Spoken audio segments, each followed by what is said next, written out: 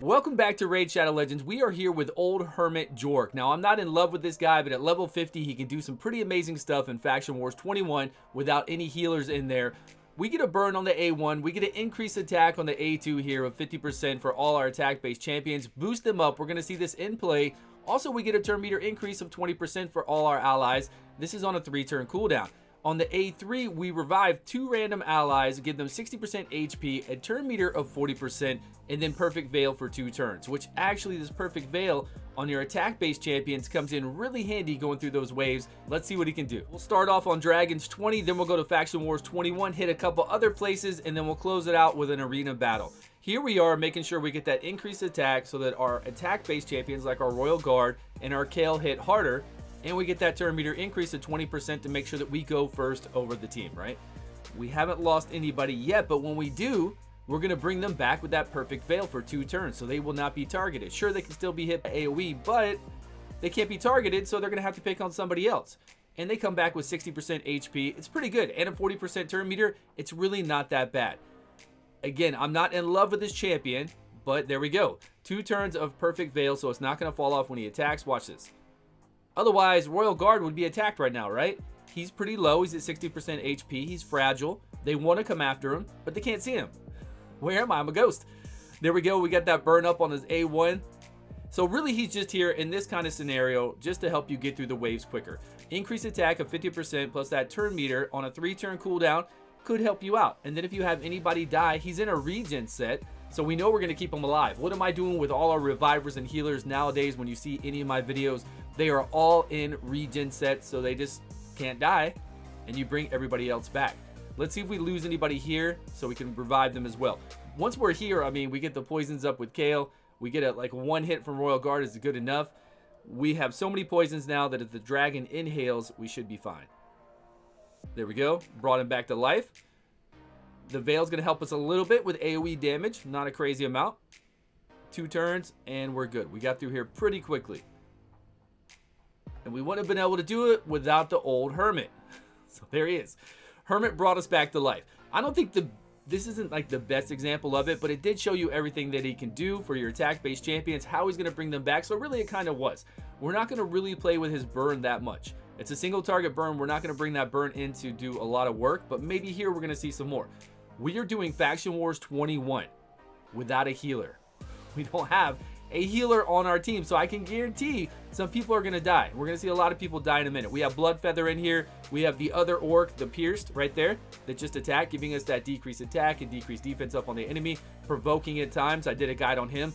Great champion to go through here as well in Faction Wars. And then we've got our old Hermit at level 50. Bloodfeather, Veteran, another rare on the far right. You've seen me use him quite a bit, and Zargala on the far left.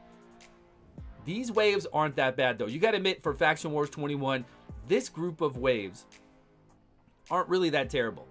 So we're going to make it through here okay. It's all about the boss, right? When we're coming through here and you don't have any heals, well, what are you going to do?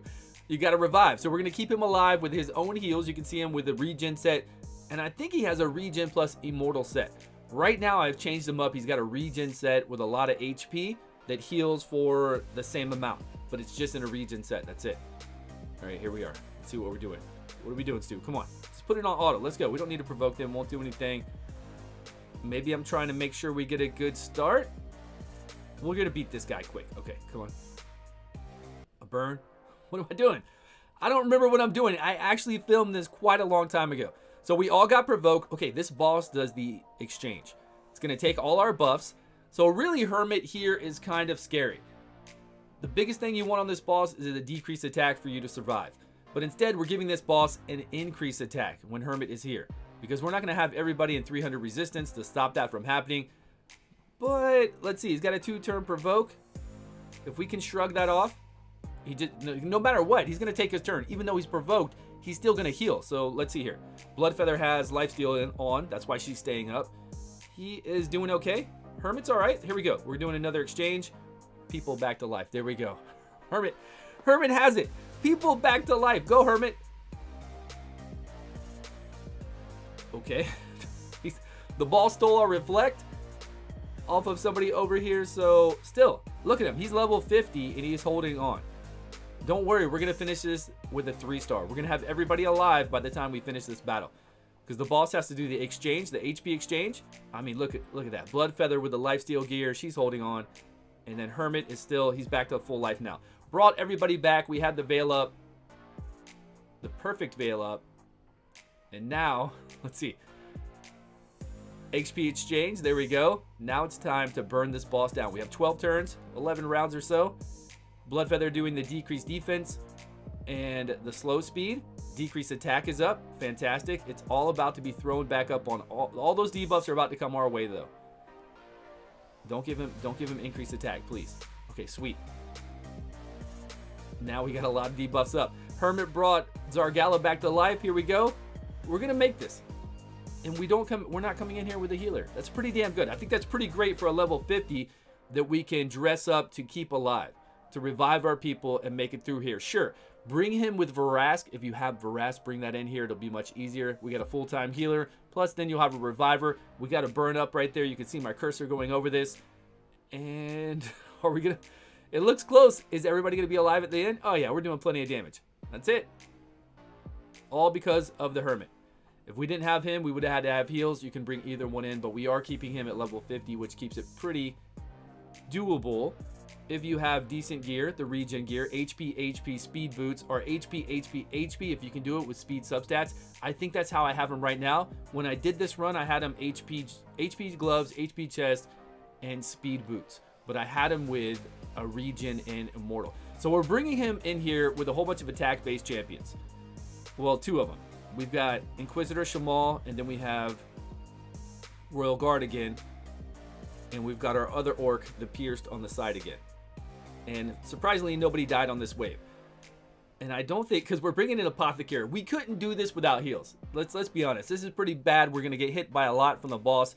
So even though he could heal back and revive people, we honestly couldn't do this without having some form of heals in here. And Apothecary is kind of busted at the moment with the gear I have on him. He's very strong. Still, we're going to lose some people, and he's going to bring them back. And when we get that perfect veil up, we're going to take less AoE damage. We're going to give them a 40% turn meter, a lot of HP, 60% of their HP. So they're going to get it. They're going to get to attack and close this out. But really, I did quite a few runs without Apothecary trying to go through here, and we were losing everybody. He was only bringing 2 back. It just wasn't fast enough for us to be able to do this. So we needed a small amount of heals in here just to make sure we keep people moderately up. I would like to see us get a bad beat soon and get hit really hard and maybe lose 2 or 3. That'd be good. Like right now, that'd be good right now. But I think the Royal Guard's hitting too hard. But he's hitting harder because we got that increased attack up, right? We get turn meter from our Apothecary. We get turn meter from our Hermit. We're at least going faster, taking turns over the enemy, beating him up, getting those heals up. And not yet. It's going to happen. Don't worry. It's going to happen. So if you're not sold on the Hermit yet, there we go. All right, come on. He saves it, right? He's not going to use it. 2 random allies are coming back right now with turn meter, and they're ready to attack before the bosses. There we go. There we go.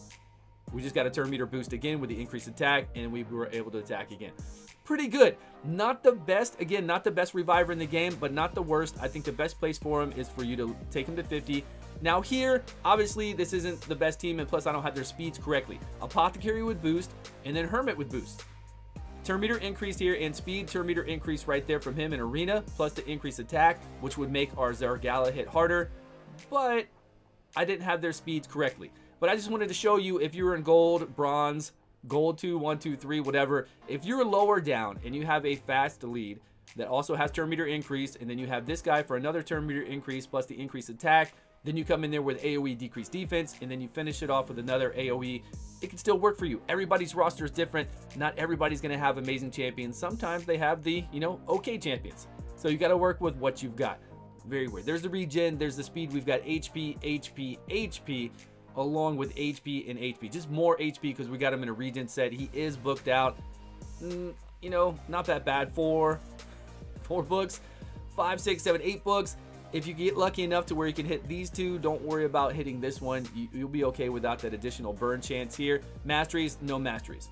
No masteries. Don't worry about it on these people. What are we going to do? Increase this buff to last longer. We're going to increase this debuff to go longer, this guy is really truly a champion where you don't need any kind of masteries for. We could play with some other things where you could take a turn faster, timely intervention if you wanted to. If we 6-starred him, we could come down here, get a little boost once somebody dies so we can go ahead and revive them. That would be a smart play. More speed as well whenever they die, so boom, he gets speed, he does that. If we wanted more accuracy to get that burn, like if we were really using that burn, we could do that as well. Come down here and we could get, so he doesn't get hit as hard if he were to get hit from some AoE or whatnot. That's really it. That is the old Hermit. Let me know down below what you think about this champion. Thank you so much for watching. I appreciate the support, and I will see you guys all in a video soon.